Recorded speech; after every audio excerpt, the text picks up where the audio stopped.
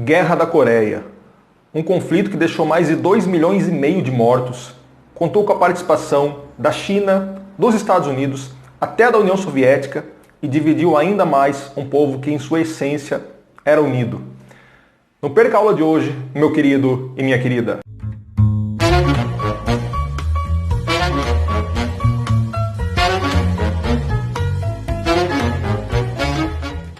Salve, salve pessoa! Seja bem-vinda, seja bem-vindo. Esse é o canal Fundamental da História.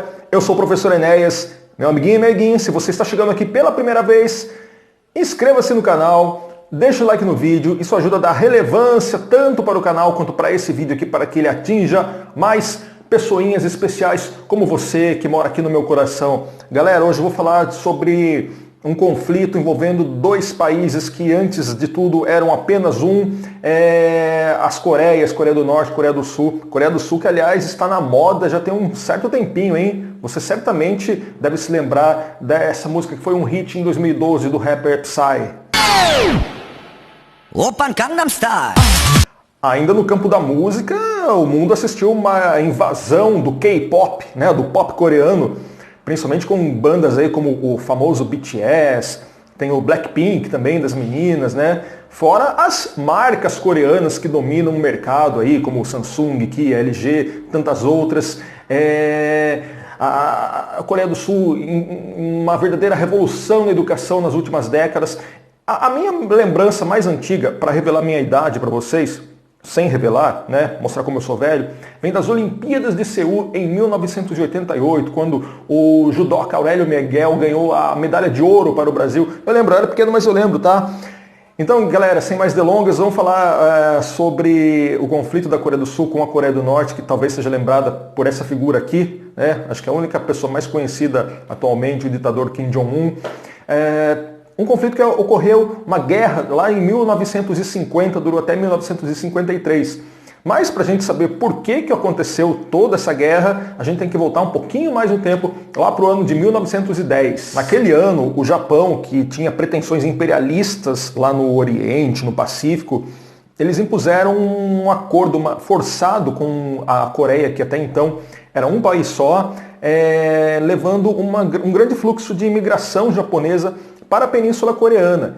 E os japoneses ocuparam as melhores terras produtivas daquele país, retirando a população local que antes trabalhava lá para exercer o seu sustento. Os coreanos eles tiveram que trabalhar para os japoneses, muitas vezes em situações degradantes, trabalhos forçados. Essa ocupação ela foi se estendendo ao longo das décadas, década de 10, de 20, de 30, até que chega o fatídico acontecimento que muda o mundo no século XX, a Segunda Guerra Mundial, na qual o Japão, aquele que dominava os coreanos, entra na guerra fortemente ao lado dos nazifascistas, de Mussolini e de Hitler, de Itália e Alemanha, respectivamente. O que a Coreia tem a ver com isso? Tem tudo a ver, porque o Japão estava na guerra e talvez essa fosse uma oportunidade para os coreanos se libertarem, se eles se aliassem aos inimigos desse eixo Alemanha, Itália e Japão. Quem eram os inimigos?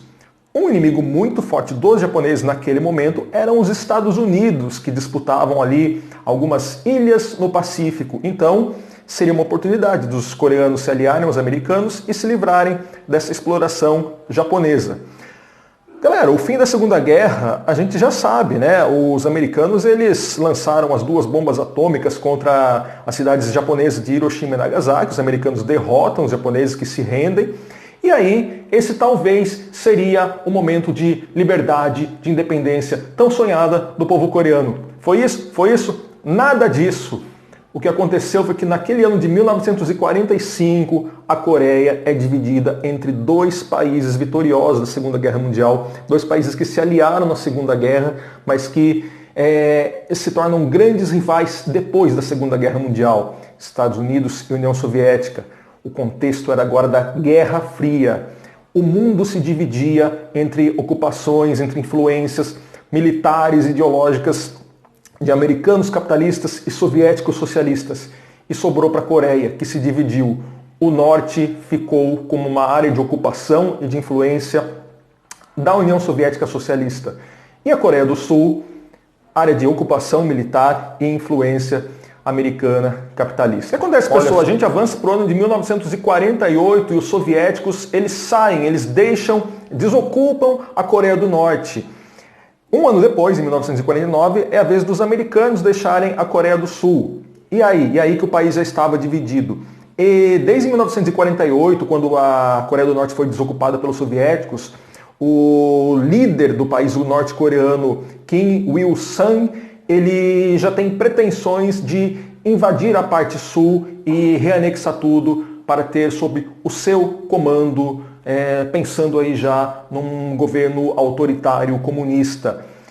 Fato que vai acontecer em 1950, quando no meio do ano a Coreia do Norte invade a Coreia do Sul e começa a Guerra da Coreia. Uma guerra que, em seu princípio, tem um grande avanço dos norte-coreanos, vitórias dos norte-coreanos que avançam sobre o território do Sul. Isso vai despertar aí o temor, principalmente dos americanos, né? Que um grande ponto aliado ali no Oriente, uma área de influência, poderia ser totalmente perdida para o comunismo, para o socialismo, que era a ideologia rival dos americanos. Então, naquele mesmo ano, os americanos vão entrar na guerra e aí a gente vai assistir o inverso, né? A entrada da grande potência militar norte-americana, os sul-coreanos avançam sobre o norte e vão ocupando territórios. Sabe quem ficou desesperado nesse momento? A China, comunista também. Por quê? Porque se os americanos avançassem, americanos e sul-coreanos avançassem muito em direção ao norte, poderiam chegar na fronteira com a China e de repente até invadir o território chinês também. Nesse momento, a China entra na guerra. E aí a gente tem um conflito generalizado entre as duas Coreias, americanos, chineses, os soviéticos vão entrar também dando uma forcinha aí para o lado do norte, e esse conflito ele se estende até 1953. Com vitória de um dos lados? Nada disso, apenas com muita gente morta, com a assinatura de uma trégua, que não significava o fim da guerra, mas o fim das agressões, que poderiam ocorrer a qualquer momento, e as tensões continuaram e continuam até o dia de hoje, com as duas regiões divididas, Coreia do Norte e Coreia do Sul, povos, muitas vezes famílias, né, que eram unidas antes de toda essa divisão, que não tinha nada a ver com o pensamento dos coreanos, foi tudo coisa colocada de países estrangeiros, desde o Japão, passando por Estados Unidos e União Soviética, e tirou a autonomia, a vontade deles de repente voltarem a ser um povo só. Triste isso, né? Nem só de flores é feito o mundo, a história. Eu espero que você tenha gostado, tenha curtido dessa aula. Se você gostou, ficou até aqui, mais uma vez eu agradeço. Não esqueça de deixar o like no vídeo, se inscrever. A gente se vê no próximo. Valeu, tchau, tchau.